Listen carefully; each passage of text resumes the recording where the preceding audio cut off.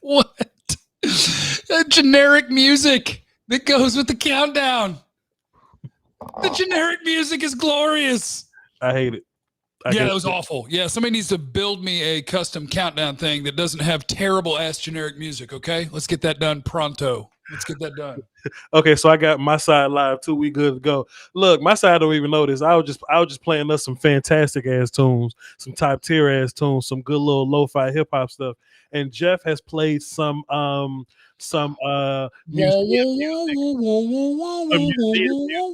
to have us wait. My side ain't gonna worry about it. We all good. Jeff. My audience was like, Jeff went Hollywood and he forgot about us, and somebody was like, we broke up. When simply, I just think we've been considerate of our time and we just been kind of lazy a little bit, but our fault. Life. But I will tell you, the Voch Lombardians, that's what I'm gonna call you. It's like the Branch Davidians. Hey. The Voch Lombardians are always in the chat like, where's Voch? Why aren't you hanging out with Voch? Why aren't you hanging out? I said, because he doesn't talk to me anymore. Because Voch stopped talking to me. Because Voch is racist now, and I don't, you know what I'm saying, and I don't deal with you like that. All my other friends are just, we just do all the videos. I can't do videos with Jeff because I'm racist now. Is that what they say? Okay, yeah, something like that. But whatever. But also, we both like making videos, and when we got time for it, we connect. So we connected today, and so here we are. And so we're going to talk about the Dallas Cowboys, and we're going to talk about how Voch definitely owes Micah Parsons an apology. I'd imagine by this time you've apologized to him 10, 15, 20 times. Ooh. I have not. Okay, so look, Jeff, I kind of got this whole thing I want to talk about. So if you don't mind, I got all the little content for us to just run down, and Micah's at the top of the list. I'm not ready to apologize to Micah just yet, like all together. But I kind of do want to discuss with you why I'm not, though. I do want to apologize at how I reacted to us drafting him. I definitely should have been a lot more sympathetic to drafting Micah in that way, but this is going to segue into 3 other topics. We had no clue, Jeff, you know what I'm saying? And I think that goes a lot with the opt-out guys. We could touch on some of the opt-out guys, but we had no clue what little off-season program they was running. You know what I mean? We didn't have the information. So when we was watching Penn State film on Micah, he wasn't this pass rushy dude that he is now. He was a good blitzing little cat, but he wasn't this pass rushing dude he is now. He wasn't this covering dude that he is now. He's like little, but he's 250 somehow, but he's strong somehow. He wasn't that dude when he was at Penn State. He was always an athlete. So I'm not ready to apologize just yet, but Micah is great because we could have still got Rashawn Slater and JOK. You know what I'm saying? We still could have perfect for Nick Bolton, but go ahead. That sounds like Voch is just afraid. Voch is the kind of guy who doesn't like to apologize what's happening. Actually, Voch is dead balls on. We've talked about this too, where it's like Micah Parsons is better than we thought because he's able to do things we didn't know he could do because he never showed us he could do them. Because at Penn State, they didn't ask him to do it. I had no idea that dude could put his hand in the dirt and go kick ass as a defensive end. I had no idea that he was Von Miller. And also, that's another thing that we got to talk about, Voch, is because I'm starting to feel like, look, if you want him to play snaps at linebacker, sure, that's fine. But if I got a dude that can be Von Miller and instead I'm going to use him as Bobby Wagner, I think you're doing it wrong. I think if he can be a terrorist rushing the passer, you're wasting your time if you're playing him off the ball. Let's go get the quarterback. That's what I think. So this is what I've been telling my people, and shouts out to Jeff's people that's tuned in right now. For once, the Cowboys are not behind the curve, okay? And this is the example I've been using. So 2 years ago, Clemson came out with this dude named Isaiah Simmons, and he was this brand new type of dude, and nobody knew how to use him. Then a year later, it's like 5 dudes in the next draft just like him, you know what I mean? But they was first to get him. We don't really have a reference point for what you do with a 250-pound dude that runs a 4.3 that can pass, rush, cover, and run a hit. You know what I mean? We just don't know what. So when we're draft evaluating, we can't just say, oh, he's an off-ball linebacker. We can't respect him. But he runs faster than everybody else on your team. He's your best cover linebacker right now. And the son bitch is your second best pass rusher, third best pass rusher right now. Or your best. Second to third. Or your best. I'm just saying. That's all I'm saying. I'm not saying. I'm just saying. I'm not saying it. I'm just saying. I'm not drinking that Kool-Aid. But let me offer you this, Jeff. This year, we got to keep using him like we're using him right now because he's not just one thing. He's not just a solid technician in one thing. He's just kind of a dude that we put in different spots every week. I'm fine with him doing that. But once he gets that offseason peanut butter and he gets bigger than he is now, he gets strong, he figures the game out a little bit more. What the hell do we do with this dude moving forward? Do we let him be Von Miller or do we let him be Bobby Wagner? You can be like both, but is that spreading them too thin, Brother Jeff? What you think we do? Maybe. I think it's tons of fun for the Cowboys, and appreciate all the super chats, by the way. Get to you here in a second. Appreciate you guys. It's really fun that when you play Daniel Jones and you think that the quarterback might pull the ball and run, that you can play him at linebacker to kind of keep an eye on that. And that if you think Saquon Barkley's the biggest threat, that you put him at linebacker to be able to meet that dude in the hole. Yeah. Like, it's fun having that sort of trump card. We're just not used to it. Sure. I'm not used to a guy who has, because I don't like Von Miller obviously is very high praise. Sure. But if you can be that sort of player and in a different game, step back and play a totally different position, because I think it helps me. Like, dude, that's incredibly valuable. But I really think what I would want to do is this year, go draft you another linebacker. So and let Jabril Cox cover running backs and mess with tight ends. You go fuck up the quarterback. This is my problem with that, though, Brother Jeff. We can easily be like, because I had that same thought, right? I was like, hey, let's just find some other dude that can run a hit and let that dude play DN full time.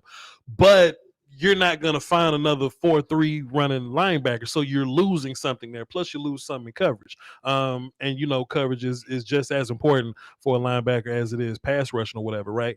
But then when it comes to pass rushing, you just can't leave them at linebacker. Just tell them to cover the whole time, because where are you damn 4-3 running 250-pound pass rushers at? And he's stronger than I thought he was. You know what I mean? So it ain't like he's getting banged around out there. It's just we're using the word linebacker, and with linebacker we associate he's some little dude getting banged up around there. He's blitzing A-gap and knocking the shit out of guards, Brother Jeff. So we just ain't got a clear answer what to do with him right now. Go ahead. And you know what? Maybe the answer is he's special. Micah Parsons is special as shit. And maybe we are approaching an NFL world where you don't have to define it. CeeDee Lamb's taking handoffs out of the backfield. Like maybe his job is I play defense and I will line up wherever I want to line up to break your shit on this particular day on each Sunday. I'm going to shout out some super chats, Voch, if you don't mind. First of all, hello to everybody on Facebook, YouTube, and Twitch. What you know? Facebook, YouTube, and Twitch. Well, I got my Facebook page that has 9.1 thousand followers. Everybody, I'm Voch Lombardi. In case y'all never heard of me before, VochLombardi on YouTube. I got pretty solid takes and I break down film. All right, go ahead, Jeff. My bad. Do you have a Facebook page? Mm-mm. Okay, see, I'm trying to get all the streams, right? All of them. So I need 900 more followers on Facebook to hit the magic number. So if you're watching me on another outlet, but you have a Facebook page, hit the damn follow button and make sure you're subscribed to Voch. Voch is my best friend and he's awesome at draft stuff and cowboy talk and film study and blah, blah, blah, blah, blah, blah, blah, blah. All right. Super chats. I like this name. Mike Fisher is my dope dealer. Hilarious. Diggs exceeding expectations. Spread love. Yes. And we will spread love. Formula always up in here, hooking me up on the pool fund. Tough game this week against the Pats. Diggs snag another pick. I've said no every week. It's worked out great. So no way he gets another pick. No way. No. Pool fund from Matthew, given the cap situation, who should we expect to not be back in 2022? Oh, could you write that down? Voch, can you write that? I'll write that down. Because we might need to get to that, because I have a couple wild card names that might not be back in 2022. I got you. Not coming back. Got you. Rodney just said, welcome back. What's up, Rodney? Appreciate you. Love you. Let me see. Any more supers? Boo! The anything for a bit sportscast. He likes to super chat. Mostly, I think, to advertise his YouTube page, but I'm here for that. Scoutcast is back. Love Parsons as a Swiss Army knife, but I'm looking for him to line up on the edge and rush the passion a little more. I hear you and I support you. And human being. 2022 draft position we should consider beefing up. Appreciate you guys. Center, Iowa center, baby. We're gonna get the Iowa center. I I'm not opposed to any kind of growth, you know what I'm saying? But I just need Cowboy fans as of 10/12/2021. I need Cowboy fans to stop acting like it's just a whole tree full of centers out there you could just go find and be good and competent. It don't really work like that.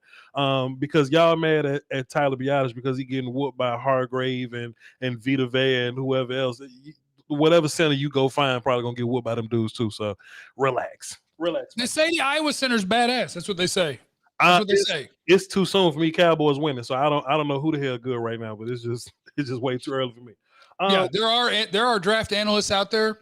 Some of them might suck, but there are people out there who are watching players right now. Sure. Voch and I will. I don't know. I won't speak for you, but I will start watching in like late November, December. That's about where I'll start. I'm enjoying this season, bro. Like if we go to Super Bowl, I ain't watch film until February. So I mean, no rush. No rush. The damn draft is in April. It's at the end of April. We ain't doing nothing else. I do remember starting when Dak got hurt, though. When Dak got hurt, I was like, all right, watching film. We ain't doing that. One quick non-Cowboy question. This is more of a Scoutcast question or whatever, but it's kind of on the whole Micah thing. Should we reevaluate how we look at opt-out dudes? I don't know how many dudes are opting out this year, but it seems like the opt-out dudes that I had any kind of concern about, whatever opt-out program they were doing, they got like real good, like Russo and Tryon and all them cats. Like they just kind of figured it out while they was not playing football. So in the future, I'd imagine it's going to be dudes that's not playing ball. Like the Thibodeau kid might just say, I'm just going to stop playing ball right now to go work out. Should we put more respect on the I didn't play football guys? I think so, but I think you also just had to figure out like where have they been and who have they been working with, because like some of the dudes that I've started to build relationships with, because it's a great pipeline to get access to people, is the dudes who run some of these training facilities like Exos and APEC and all those places. Sure. Yeah, I mean, if you spend a calendar year there with coaches who know what the hell they're doing, like Rashawn Slater, he was working with Duke Manyweather, who I interact with on Twitter all the time. We got in a Biotish fight, but then we made up. We're friends again. Sure. But like he worked with Terrence Steele and Tyler Biotish, and like, so there's dudes out there that can help you with those skills to get you ready, even if you're not on a football field. You just have to, as a team and as your like scouts, have got to figure out like, who is this dude? Is this a dude that took a year off and ate snacks?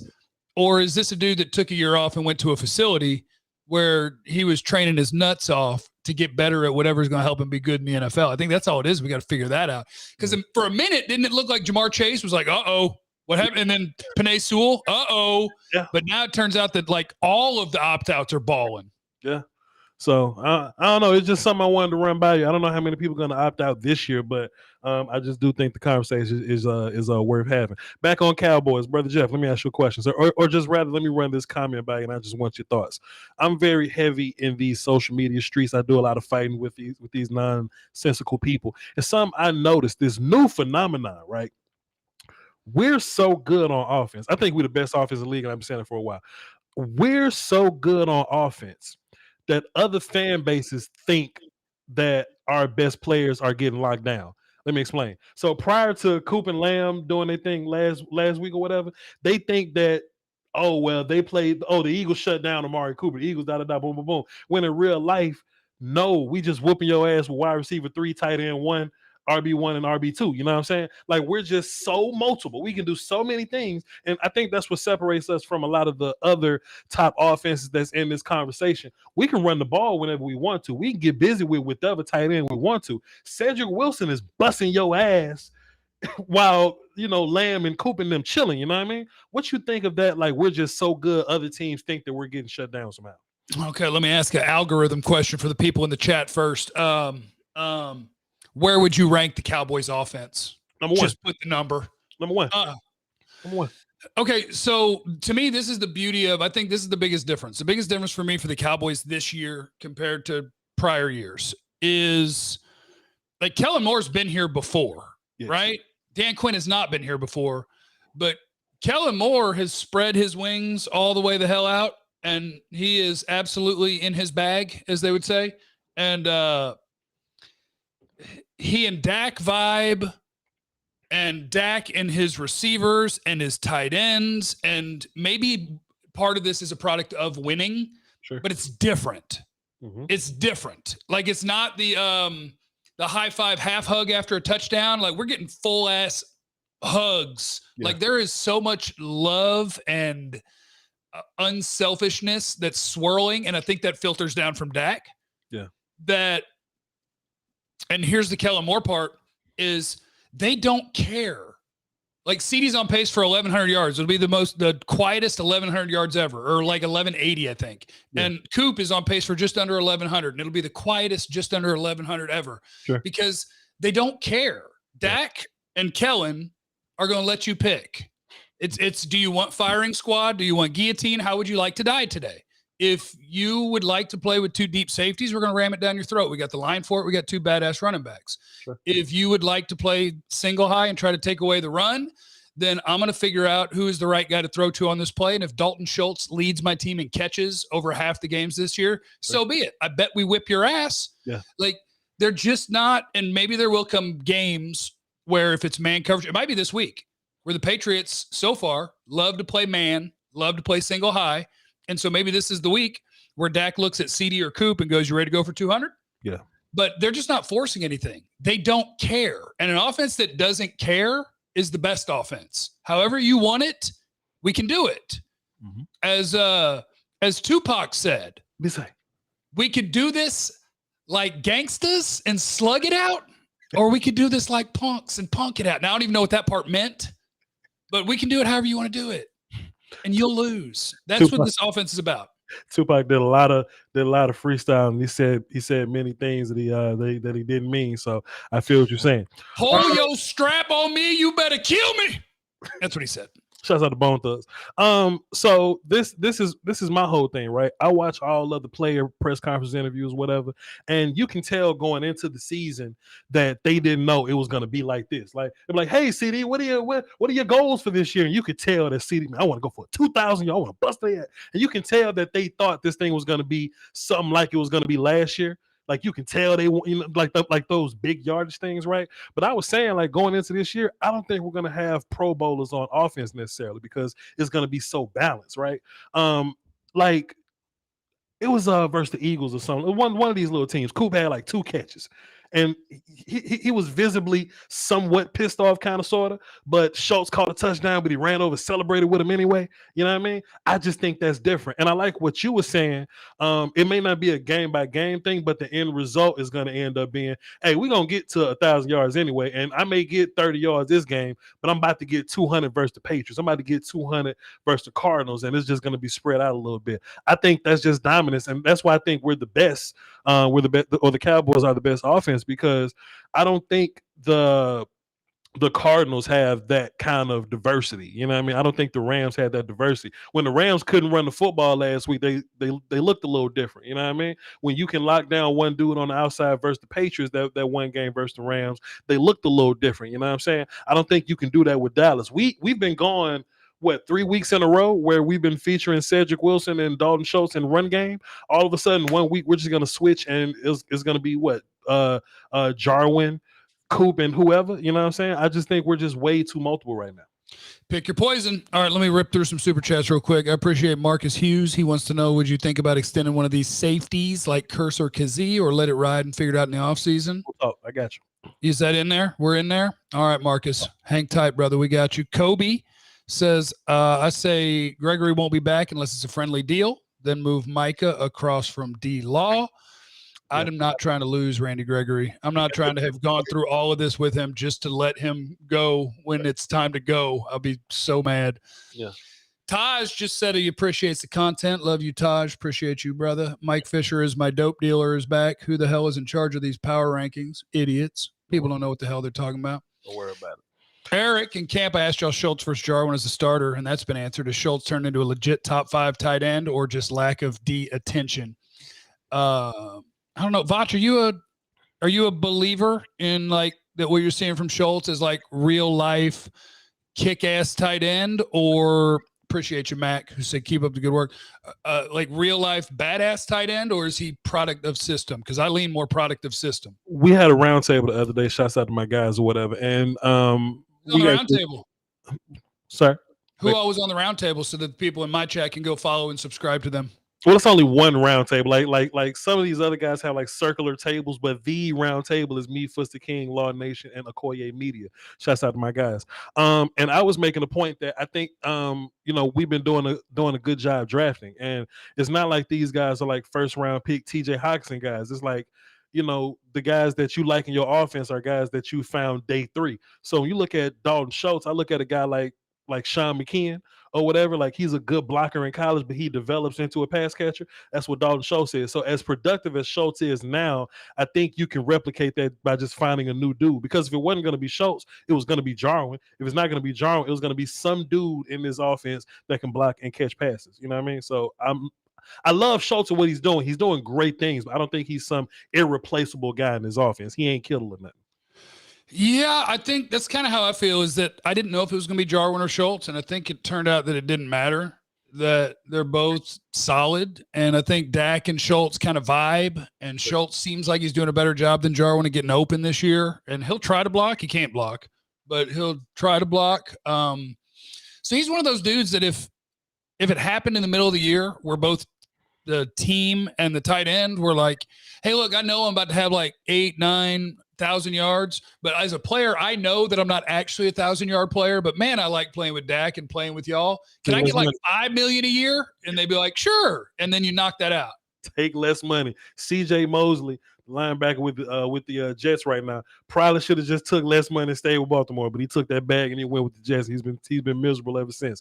I'm not gonna tell players what to do with their money, but that's a very similar situation. Shouts out to my guy Landlord, drop 5 in the super chat. He says, drink the Kool-Aid, everybody. We have been conditioned to doubt what we see. Jason Garrett ain't here no more. We are free. Indubitably. How I look at it is take a look at the 2016 season, but take Dak and make him elite, and take that wide receiver core and make it better, and take that defense and give it some turnovers, and just imagine what can happen with that, my guy. So I feel you on that. Shouts out to Taj, drop 5 in super chat. Mess with y'all heavy, fellas. Appreciate you.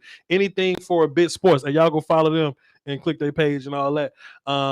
At least I drop a nickel every time I try to plug my show.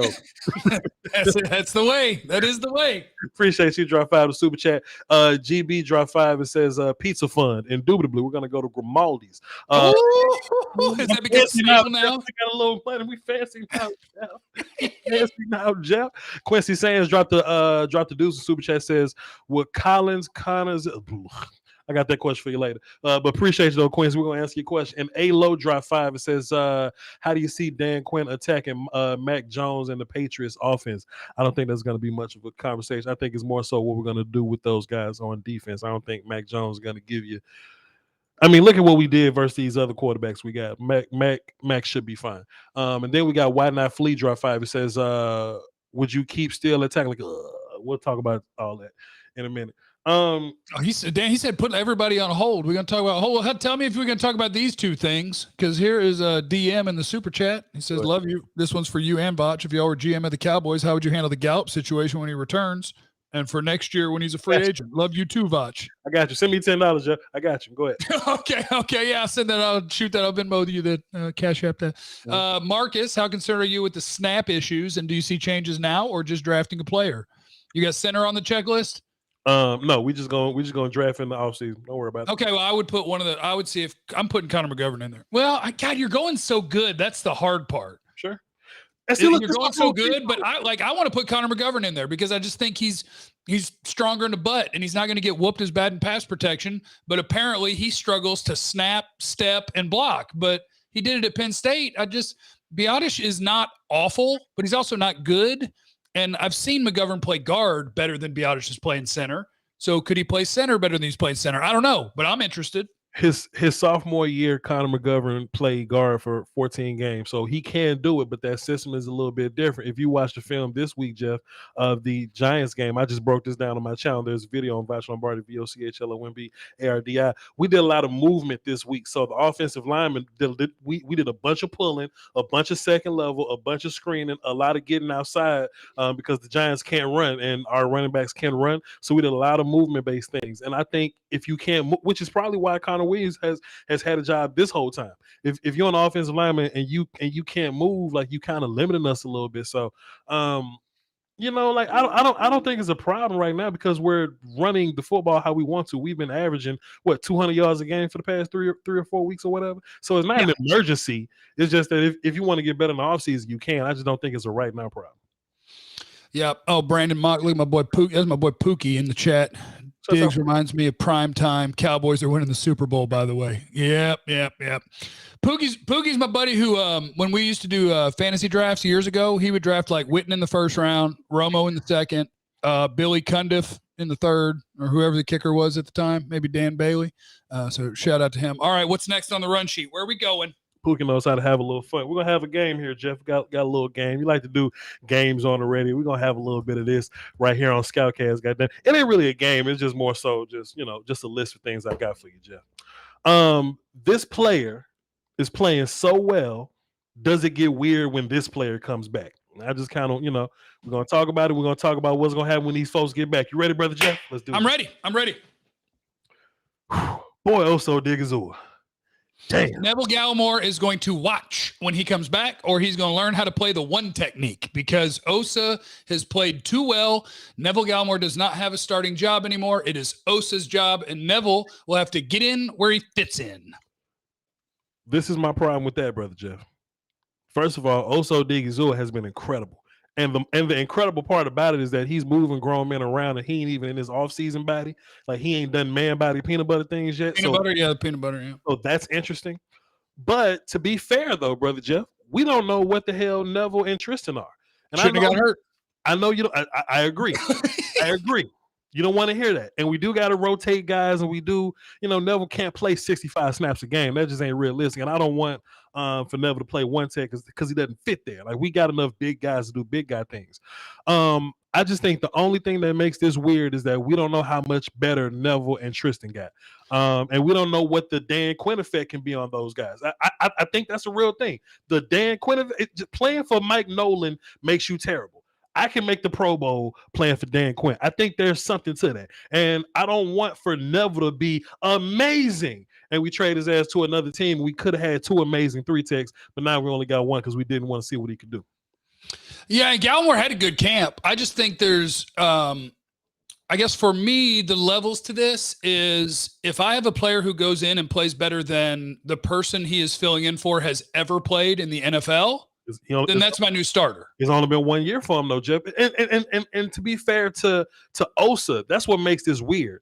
Normally, D tackles don't come out year one unless they like first round pick type guys, right? They don't come out year one making noise. So we didn't see Tristan or Neville make this kind of noise year one. That's what makes it different. But Tristan's a year 3 guy and Neville is a year 2 guy. I think it's still worth looking at, though. Tristan's not any good. Tristan's never going to play on this team. I mean, maybe he'll get active and maybe he'll get on the field. Tristan's just not any good. And Gallimore's not as good as Osa. So either we're going to have to play with 2-3 techniques or he's going to have to play like 30 or 40% of the snaps. The end. Jeff, you impatient. Chauncey Golston. Boy, that's impressive. Does he make things weird when Dorrance Armstrong comes back? Yeah. And that one I'm glad about because that was a guy that I liked at Iowa. He actually surprised me. He looks a little bit more twitchy, bursty, which because at Iowa, they just make you hold on to people and then throw them around and go tackle running backs. But I liked Golston as a college player, and I thought he was going to have like a 10-year NFL career. He's been even better with no camp. Like that dude didn't get to wear pads until 3 weeks ago. He put on pads and they're like, "You ready to go?" And he's like, "Sure." And they're like, "Here's the NFL." And he was like, "Cool." And he's playing well. So I think Golston, you go Tank, Gregory, and then between Golston and Basham and Dorrance, like that's a dogfight. Golston's not in the back of that line. That's a dogfight for snaps. So I don't want to ride this coaching staff too heavy because we've been saying positive things about him this whole time. But I do think it's something to how we evaluated these guys in college and what they're doing now. Because Osa, when I was watching Osa, he was, stout run game. 280 playing one tech for some reason kind of guy. But he was a developmental pass rushy dude. But now he seems like a super quick, good with my hands pass rush. He got to plays DN sometimes. The same thing with Chauncey. Chauncey in my mind was just a run stoppy guy, but he's giving you some pass rush pressures as well. I think it's go back to that Dan Quinn coaching effect thing. And I don't want to say his name wrong, but Cat from England. So I'm just gonna call him Cat from England. I think Dirty. salute. So I think they've been doing some good things with these young guys, man. Did you have anything else for Chauncey before I moved on? No, I'm gonna pop in a super real quick where Paul's trying to throw in. Would you extend Diggs next season to avoid the whole Dak 2.0 situation? Paul, you got to wait until after next year to extend Diggs. You got to let dudes play 3 years before you're allowed to do an extension. That is so hilarious, bro. Like people hit me up a couple weeks ago, like, Voch, when's the earliest weakness? I'm like, we drafted him last year. After year 3. Like, come on. After year 3. Sorry, you have to get another year after this one of cheap labor. Sorry. Pat Mahomes didn't even get paid that fast, so just relax. I think we can get into draft philosophy things with this, with this one here, though, brother Jeff. Boy, Cedric Wilson, are you making things weird for when Gallup comes back? There you go. That was the super chat from my guy DM. Appreciate you, homie. When Cedric comes back, it is my opinion that Cedric mostly watches Michael Gallup play football. I think that Cedric has done his job and he's done it well and probably exceeded some people's expectations. But I don't think he's done anything that makes you go, oh, he's as good or better than Michael Gallup. I think when Gallup gets back, it's Gallup's job, but Cedric will play. He just won't play as much as the other 3. Does he run routes and catch better than Michael Gallup, Jeff? He might have more natural hands. He's probably more fluid route runner. They're different, I think he's probably niftier and Gallup's probably stronger, better physical battler with corners. I think at that one, it's just a blessing because you just have more. You have more, like when Gallup goes off, if Amari Cooper goes off, if CeeDee Lamb goes off, you go 4 deep. And Noah Brown, when he plays, has done his job too, but I think Cedric's probably a better receiver. It's a nice luxury. It's a nice, somewhat surprise, but man, Gallup's been 1,000-yard receiver. Gallup's been your bomb down the field guy. Gallup's playing. Yeah, I feel you on that. And just like we touched on earlier with the whole Dalton Schultz thing, Gallup's a 3rd-round dude. Cedric's like a 6th-round guy, something like that. You can find 3rd receivers when you got a Cooper and a Lamb. So, like, do you bring back? I like Gallup. I'm not saying he's our 3rd number 1 guy. I'm not saying that because there's some Cowboy fans that will say that though. But do you pay Gallup and bring him back, even if it's whatever? No, I don't think so. Yeah. And I like Gallup. I mean, I think that's another one where I think he and Dak are really close, like personally. So if the Cowboys and Gallup and Dak talks him into it and they do something sweetheart deal and the injury maybe helps the Cowboys because now he can't put up 1,000-yard season, maybe. But I just don't think you can tie up. If you sign Gallup, I think you trade Amari Cooper. Sure. And to me, I would rather have Amari Cooper and CeeDee Lamb than Michael Gallup and CeeDee Lamb. So I'm going to let Cooper go, or not Cooper. I'm going to let Gallup go. Yeah. I'm going to hope he gets all the money. I'm going to get a little 3rd-round comp pick, and I'll figure out who's playing his spot. And maybe Cedric wants to come back on the cheap and play. But we'll figure it out. Sure, 100%. Boy, damn, J-Ron Curse. Are you going to make things weird for Donovan Wilson when he comes back? Yep. And what makes this one even more weird is your defensive coordinator loves him. He brought him in. He's the guy who brought in J-Ron Curse. I thought J-Ron Curse was terrible when he got here. Just watching the Lions and that old Vikings film and even his old college film or whatever. His college tape was the first guy I think I've ever written where I was like, I don't think he wants to be here. Yeah. I thought he was a terrible prospect. And now he is like the exact opposite of what my college notes said. Like, you want to play special teams? What do you want me to do? You want me to just drop my head and blow somebody up? And like, he's nothing like what my college evaluation was of him, but he's like the only guy on the team that plays every snap. Last week, I don't know the total number of defensive snaps they played, but I bet it was 68 because he played 68. And the next highest was 63, which I think was Parsons. J-Ron Curse plays every snap. Because he's the Micah Parsons of the secondary. He plays linebacker, he plays nickel, he plays strong, he plays deep. Yeah. So when Wilson comes back, like they'll figure it out because they're using safeties to play linebacker too. So like Curse can play some snaps at linebacker, Wilson can play some snaps at linebacker. He'll play, but shit, I mean, KZ plays almost 100% of the snaps. So does Curse. Hooker this week played 33 snaps. You bring Wilson back. Like it's going to get weird. It's going to get a little awkward. I think the answer is clear because you can obviously play both of them. We saw some things in the preseason or whatever camp things to where Curse was big nickel guy, to where Donovan and whoever was at free would be deep, and then Curse would just be the down wandery guy. So, brother Jeff, part 2, follow up on that. If that ends up being the case, does things get weird for J. Lou playing nickel? No. You're saying maybe they play a safety in that spot? I'm saying if Donovan is deep strong or just whatever him, KZ is deep free, and we play Curse at big nickel, because that's what he's been doing. If Curse is big nickel guy, he covered nickel people. He steps in 2 more times. No, but big nickel is that he's taking a linebacker off the field. Like you're taking LVE out and putting Curse in. I got reps of Curse covering slide receivers, covering tight ends, and playing linebacker. He does all of that. So what I'm saying is, and look, this ain't full time, right? It's just that, we can switch up packages or whatever. But does he eventually take reps from J. Lou playing more in that nickel spot? I guess that's matchup dependent, because I can't imagine where you would want Jaron Curse for as good as he's been. Sure. I couldn't imagine a scenario where you want him actually covering slot receivers, because what is this? I don't know this team off the top of my head, but I would imagine the Cowboys are playing about 50-50 zone versus man. And I can't imagine that you want Jaron Curse playing a bunch of man coverage on slot receivers. It depends, right?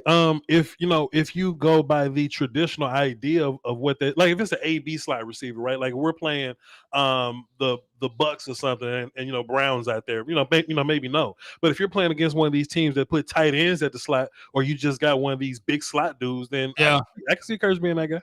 If you got Evan Ingram out there, or the Eagles with one of their tight ends out there, then it makes sense. Eat him up. I hate this question. It makes me sick, makes my ass itch, but I gotta ask it because it's just part of the package or whatever. I disagree, but whatever. Terrence Steele been playing cool or whatever. What happens with Lael? All right, cool. Well, what happens when Lyle Collins is ready to play is Terrence Steele takes his ass back to the sideline and watches Lyle Collins play. Now, the good news is that you now have a capable, it appears, backup offensive tackle. Most teams don't. So what happens with Lyle Collins back is you get down on your knees before bed, you say your grace and pray to whatever it is that you pray to, and you be thankful to have 7 useful offensive linemen. Most teams in the league don't have that. You'd be grateful, but Terrence Steele is not taking Lyle Collins' job. Here's a more nuanced Cowboy conversation. What do you do with Ty and Seki's roster spot at that point? No, I mean, I don't care what you. Is there anybody else you want to put on the roster? I don't need Ty and Seki for anything. I don't know, just anybody you may want to pull from the young man, because in my mind, I think Jalen got cut because we just had too much depth that we just couldn't get rid of. Like I just think that D line room is so thick and the O line room is so thick, you just couldn't in your good conscience cut those dudes when guys are coming back and Jalen's not giving you much. In my mind, that's what that. Well, even with Jalen gone, I think a lot of people thought that meant that Jabril Cox would play, and I think a lot of people saw Jabril Cox knock Daniel Jones out of the football game. But you go look, he played 4 defensive snaps. Even without Jalen, it's still not Jabril Cox playing. It's Jaron Curse and Malik Hooker. Dan Quinn wants to be fast. Jalen Smith was slow. So now you're faster. Fair enough. Couple of super chats. Let me hit real quick. Mike Fisher's my dope dealer. Give McCarthy his flowers. And I also got one from Kilgore who said, why is Mike McCarthy getting so disrespected? What is he doing wrong? I agree with you guys. I'm not one of the people that's killing Mike McCarthy. Mike McCarthy and I got no problems. I like what he's doing. Be hands off, hire good people. Whatever it is you're doing in terms of laying out the practice, whatever it is you're doing in terms of the speeches, I believe that he knows the numbers. I believe he knows the strategy game. Me and Mike McCarthy, we got no problems. I like what he's doing culture-wise because the team seems to like each other. And if you got a good culture thing, then you basically have done your job as head coach.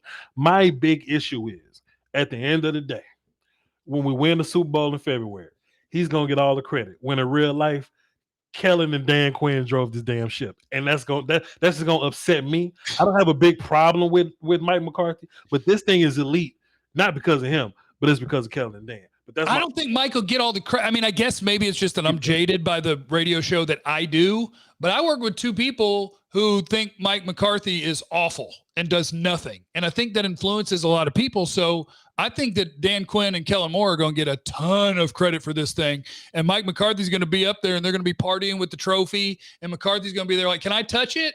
And everybody's be like, get the hell away. You didn't do shit. And I'll be like, hold on now. He is the head coach. He did something. In real life, his only job is to blow the horn, set up practice schedules, and to have an analytics sheet on the sideline saying whether he should go for it or not. That's his only job. I could be a head coach if that's the case. Let me go head coach somewhere. Go ahead. Eric said, how y'all feel about Anthony Brown? I wanted to push him off a cliff for a while. He's proved me wrong the past few weeks. Love y'all's work. I agree with you, Eric. I think he's had a pretty good 3 weeks. All right, let's go. Right here. I got it right here.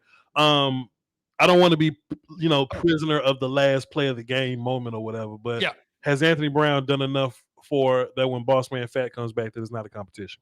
Yeah, Boss Man never had that job.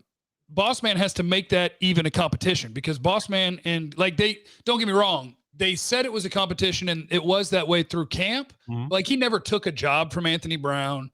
He never made it to the season. Now he hadn't practiced in 2 months. I don't see how Boss Man Fat takes that job this season at all because it's so much ground to make up unless you get some really big struggles from Anthony Brown. I think Anthony Brown's playing this year. It can happen, though. It can happen real fast with Anthony Brown, bro. That's true. It can happen. Play the Bucks again. Ask him to cover Antonio Brown again. No, we ain't finna do that. A-Lo, we talked to A-Lo. Why not Flea? Drop 5. It says, would you keep still at tackle and kick? No, we would not. But I appreciate you, though. Why not Flea? Brother Naeem dropped the dub in the super chat. Says, thanks for the content, fellas. I can't wait to go to another Super Bowl parade. I will be in Dallas the day after we win that bitch. Let's see. The 90s were epic. I was born in 92. Let's go Cowboys. Time to black and white video. The Patriots offensive line. Cue the sad piano music. That's more so something that's on my channel that my people understand. But thanks for just people that's listening. Appreciate you, brother Naeem. Mike Fish is my dope dealer. First time seeing you. Thanks for coming over here, man. Appreciate you. Wakanda forever. All that good shit. Do you see this defense improving as the season goes on? Too many big plays. I'm gonna talk about that in a second. Let me write. Hold on. And Cowboy Fan Talk drop 5 and super chat. Appreciate you, sir. Y'all go in and check his channel out. He dropped 5. He says, appreciate you, brothers. Love y'all work. My question is, will Boss Man Fat get a shot when he's healthy, or will AB keep him on the bench watching? We just addressed your question. So there you go. Appreciate you. I want to go back to Mike Fisher's dope dealer. Oh, okay. Pardon me, because that's two different things. Mike Fish is my dope dealer, and Mike Fish's dope dealer is two different things. Mike Fish is my dope dealer. My bad. I want to go back to him. He says, or she, whatever. Do you think the defense is improving as the season goes along? Too many big plays. I don't think we're never going to be in a game where we don't give up big plays. I just think that's just what the league is. The league is so easy to manufacture plays. It's so many yak guys, it's rub routes. It's so many ways to get open and have big plays. What you want is like not 5 big plays at the end of a game. You know what I'm saying? So you can be a Giants fan and you can look at Kadarius Toney and be like, oh, Kadarius Toney did great things. He made big plays, but they only scored 20 points. You know what I'm saying? While we're scoring 40 something. So we just got to be true to our formula or whatever. This ain't the 2001 Ravens. This is the 2010 Saints. You know what I'm saying? We are to score points, get turnovers, and not die slow, horrible deaths. We good. And we're going to get healthy. Go ahead, Jeff. Yeah, I agree. I think that this personnel, like man for man, is still not a good, or obviously not great, or even probably a good defense, but they're making it work. And I think they're making it work because they've chosen this life, and this life is being aggressive, taking chances. Trayvon Diggs is going to take chances. Yeah. So far this year, he's let up no touchdowns to his 6 picks, but he will because he takes chances. Yeah. It's what they're going to do. But so now, and some of these numbers are skewed too, because they've been beaten, unlike last year when Dak was on pace to throw for 7,000 yards because he kept having to bring him back. Yeah. This time it's you that's whooping everybody's ass. Yeah. And so in the fourth quarter, you're in prevent watching them throw for 150 yards in a quarter, and who cares? Yeah. Cowboys don't. They're just ending the game. They ain't worried about it. So I think this defense can be okay plus opportunistic. And when you add those two together, that can be good. Yeah. Yeah. I mean, I agree. As long as we're getting the turnovers or whatever, right? Because Right. this is what happens, right? They, people watch the big letter networks or whatever, and they may hear, oh well, but the Cowboys gave up the most passing. They're giving up the most passing yards in the league. If we're winning and the other team can't run because we going so crazy, with our own points, if we're putting pressure on you to score, then that's part of our thing. And if we get turnovers because of that, if we get interceptions and you're playing outside of your offense and doing things you don't want to do because of that, fine. We're only here for the total product. We're not here for the numbers and the stats. We just want the W's in the ring. You know what I mean? So agreed. Jaime jumping in here said, it seems to me Parsons is most valuable as a pass rusher. That being why he is taken off the ball snaps. I feel like he kind of disappears when he's a linebacker. He's still making plays at linebacker. You just don't notice it as much when it's not fucking up the quarterback. Yeah. Like last game, and it's a Pro Football Focus stat, but it's he had 5 stops, which is tackles that are a loss for the offense. Like the offense is like, oh crap, we wish we could have that playback. So he's still making an impact. But I agree. If you can get me 6 to 8 pressures a game and a sack every game, that's more important than playing linebacker. And I appreciate Gino in the super chat with the 10. He said, if we don't plan on re-signing Gallup, do you see the Cowboys maybe trading him for another cornerback? You could trade player for player. I'd rather just try to win the Super Bowl with him and then let him walk and take that comp pick and move on down the road. There's no need to get rid of people like right now. Let's go win the Super Bowl. Then they can walk. Starters, like good players, like right now, like Voch, Yeah. want to trade Leo Collins for a corner. But no, I think the guys that we're gonna win with are the guys that we got right now. Like the dudes that's playing right this second, them the dudes that we're gonna line up with. You know what I'm saying? It just is what it is. Is Diggs a lockdown corner, Jeff? I just wanted to ask you that before I move on. No. I agree. I don't think he's a lockdown corner, but he is getting all the picks. He is doing some ungodly shit in terms of ball skills when the football's in the air, though. Right. Like he is not down in and down out going to shut down. Like he can't cover Kadarius Toney. He can't do it. He can't do it. But he's just so freaking big, long, and his top end speed is great, and he can judge a ball, and he'll never drop a ball, that if you try him enough, you're throwing a pick. So it's like people can get open on Trayvon Diggs, but if you try him enough, unless your quarterback is making perfect throws, you're going to throw a pick.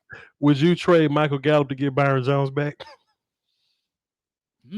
How dope would this shit be if we had Byron and Diggs, bro? That'd be great. One dude you can throw at because he covers well, and one dude you can't throw at because he takes the ball away. I think Byron would be real busy. I think Byron would end up being real busy, and I'm fine with that.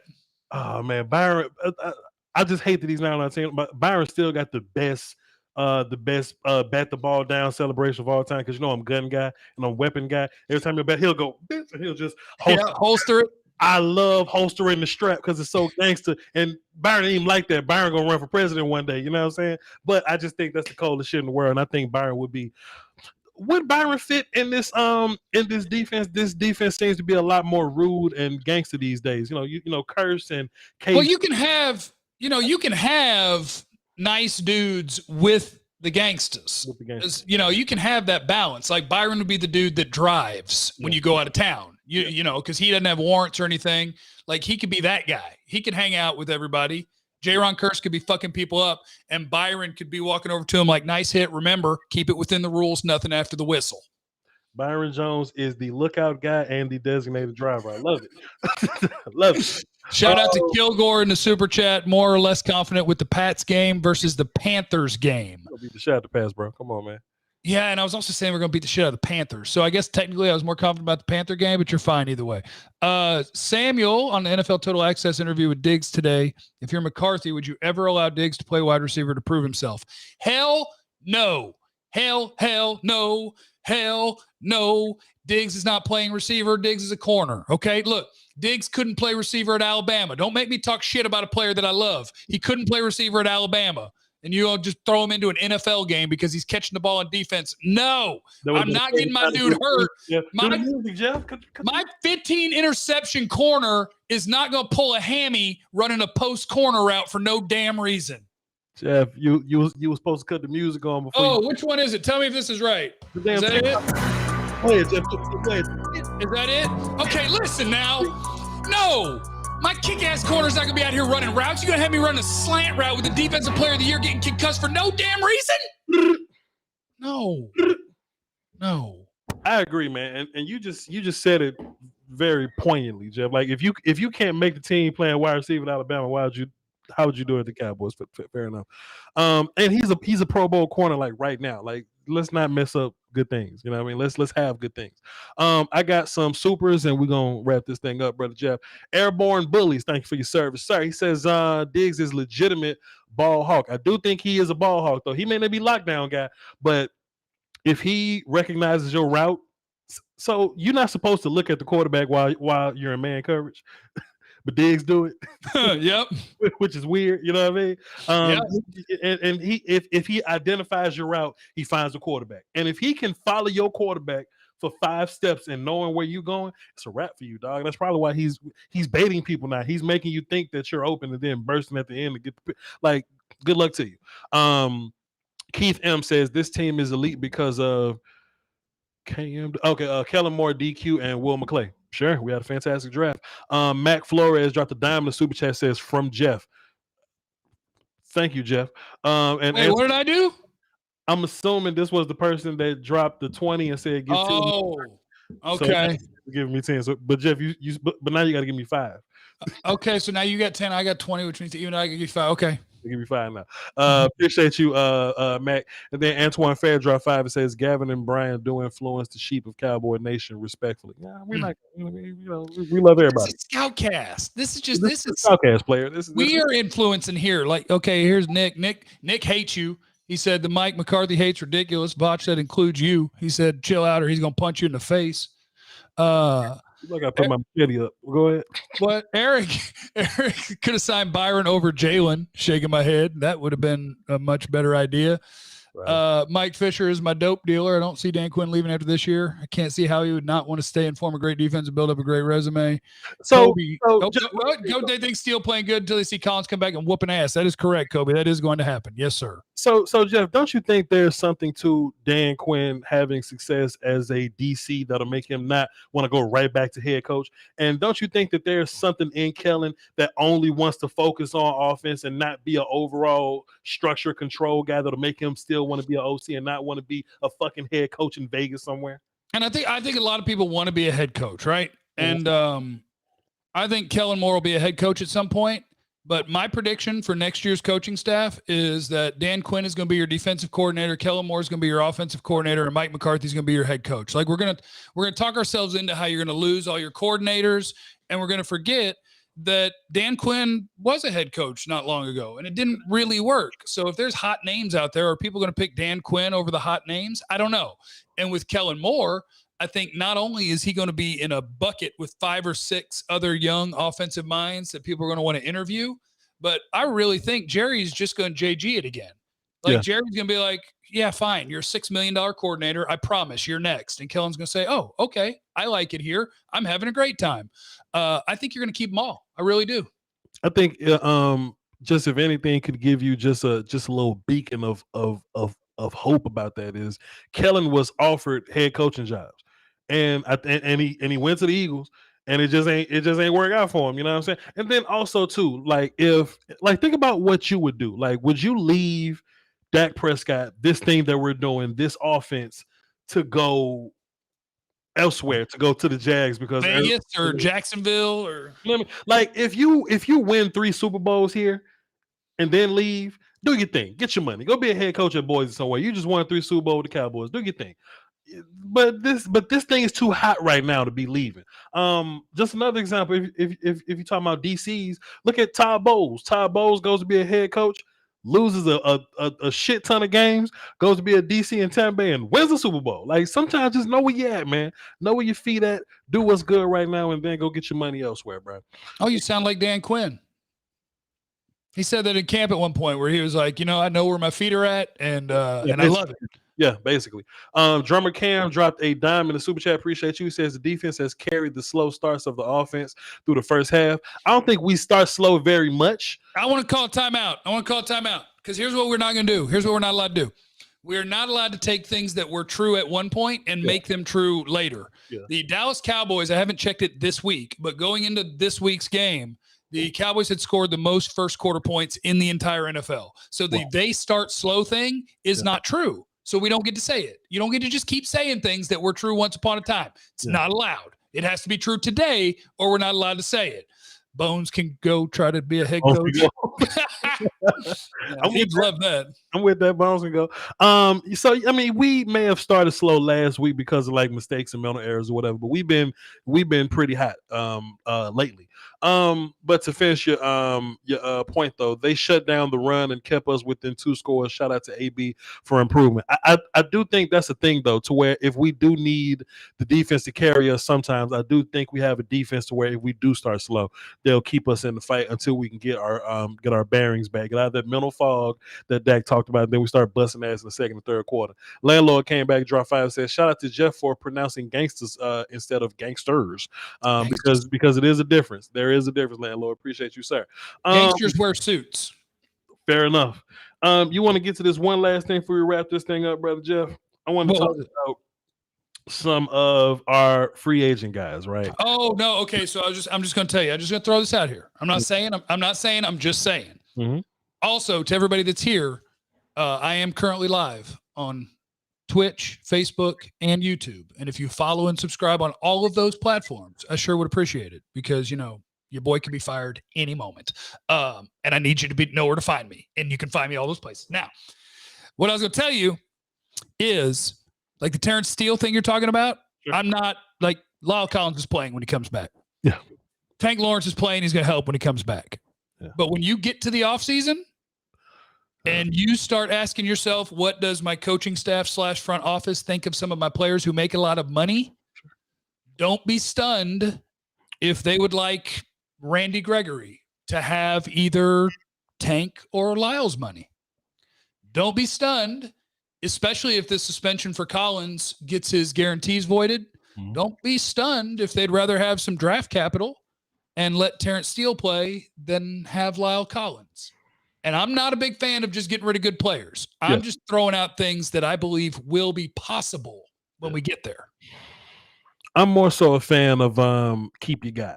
You know what I'm saying? I think just, you may not like D-Law, you may not like the money that he's making, but if you neglect his money, he's a good football player. I love D-Law. Yeah. La'el Collins is actually for cheap, which pisses me off more, that the Cowboy fans hating on that Laramie Tunsil making $22 million a year, and La'el Collins and Tyron Smith together make like 21 or something like that. So y'all should like chill. Like, we're getting very good tackle play for very, very low money. So I don't if anybody is moved on from, it's probably going to be it'll probably be D-Law in that situation. I wouldn't want it to be D-Law because and they'd have to eat a ton of money. They would have to eat a ton of money to do it, but it would save them like $8 or $9 million, and then a year later you don't have to pay $27 million that would be on the book. So like, it's the sort of things that people do when they're trying to find money in the couch cushions to keep somebody around. Sure. Is find somebody to save them some money that saves them a ton later. So that's guys that are on the books that you're possibly talking about moving on from. Let me ask you about these guys. Let me ask you about the 1-year deal mercenaries that we got. I don't foresee. So like Basham is like a 2-year guy, right? Basham's going to be. I think Neal is a 2-year guy. Basham might be. I'll check. I'm asking about the curses, the hookers, the KZs, and Urbans. I'm talking about those guys. Like, and look, somebody asked me, yo, Voch, I haven't heard nothing from Brent Urban. Good. I mean, he's doing his job. I mean, he's letting people run free or whatever. You know what I'm saying? I'm talking about of those guys that won't be here next year, possibly. We've already talked about moving on from Michael Gallup. Carlos Watkins, if you want to, whatever. You know what I'm saying? Which one of those 1-year guys do you think have earned the opportunity to come back? Because we don't want to draft safety. We just Cowboys never draft safety, and I like what KZ's done. So I think that's the interesting thing to me is that the answer for like which 1-year guy do you want back is literally every single safety, which we're not used to. We're used to every guy they sign in the secondary, or really every guy that they sign on the cheap period sucks. That's what we're used to. Yeah. And this year, they signed Jaron Kearse, who is balling. They signed DeMonte KZ, who's playing well as your free safety. They signed Malik Hooker, who's playing more and more snaps now and playing well. Yeah. So maybe it comes down to, here's probably the best thing about 1-year deals. And look, you'd rather have good players than draft picks. Players are more important. But when you get to the end of the year, if 1 or 2 of them want to stick around because they like what you got going, they like the vibe, and it's going to be affordable, then you can do that. If literally all 3 of them walk, I think all three of them are playing well enough that you're going to end up with 3 draft picks, and then I'll package all 3 of those and trade for a safety. Like, you're going to be in a good spot. Yeah. I think either KZ or Hooker at the right dollar amount, because you're looking for a free, right? Like, Curse is important, but I can find box dudes. I'd love to keep 2 of them. One of Hooker and KZ to play free, and J-Ron Curse. I'd love to keep 2 of them. KZ is 28 years old. Does that do anything for you in terms of just holding on to him? Malik Hooker's 25, which is hilarious because I feel like we've been talking about him for years, but he's only 25 years old. Like these aren't old dudes. Like this ain't like the whole Robert Quinn situation where we brought some dude in and we just don't see a future with him. Like, these are young, cheap players that we got cheap for whatever circumstances that we got him cheap for. But yeah, Achilles backup. That's how you got him cheap. Like, Curse couldn't get on the field because he was behind Harrison Smith his whole career. Sure. J-Ron Curse, 27 years old. You know what I mean? So I think it's something to that. You know, if you if you the Cowboys and you ain't really trying to draft like that, you know, if you just want to keep drafting, you know, trench guys and, you know, linebackers, you know, those important positions, you don't want to draft box safety and free safety. I don't mind bringing back KZ and, you know, Curse for cheap. I don't mind that. Yeah, for sure. Sure. Bring them on. 100%. Let me wrap up these last few supers, and I'm gonna let Jeff go eat pizza and I don't know, watch preseason. I'm actually going to be eating my it's in a bowl here. This is the what do you call it? It's a sheet pan dinner that I made with andouille sausage, asparagus, red potatoes, carrots, stuff like that. I don't like how that sounds. That don't sound. No, but I'm trying to get my sexy back. I've been adding some weight. I quit dipping 3 weeks ago, so I'm eating everything. So I figured I got to stop eating everything because I'm getting fat. Pray for you. A Po Man's Closet dropped and it's spelled just like that. A Po Man's Closet dropped 5 in Super Chat says, is Dorrance around next year? 1, 2, 3. Is this his 4th year or his 3rd year? And look, this is bullshit. Dorrance like 24. Dorrance a young dude too. You know what I'm saying? So I don't know. Dorrance is this is his last year. He will be a free agent.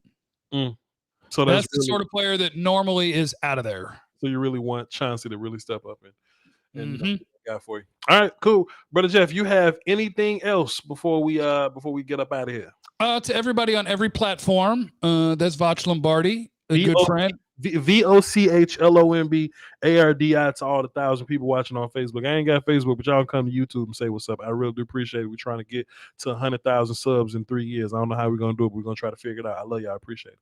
I'm trying to get to 22,000 subs, but I'm also trying to get the Facebook numbers up. So I need you to follow Jeff Cavanaugh on Facebook. On Twitch, I'm looking for your subs because I love you. On YouTube, hit the join button, which is in my descriptions of the videos. If you want to, get you a little emoji action and an invite to the private Discord server for members. Yeah, that's just the shit I got going on. That's the shit I got going on. But outside of that, I think the only thing I would say is the Oski Woskies and the Peasky Whiskies. Yeah. And shit like that, man. Yeah. Hold it down. Don't buy drugs from Mike Fisher and be nice to people. You have no clue what they're going through. Don't be an asshole. You know what I'm saying? You know, you saying something nice to somebody might be the thing to keep them going. You know what I'm saying? To keep them from doing something, you know what I'm saying? They ain't got no business doing. So, you know, just try to hold everybody down. The world be a better place in that way. Now I'm talking about it's Voch Lombardi. That's Jeff Cavanaugh. This shit is Scoutkast. Jeff, I mean, we doing this every week? Hell yeah, we're gonna do this every week. We'll do this shit every week. All right, y'all. We're back. Peace, y'all.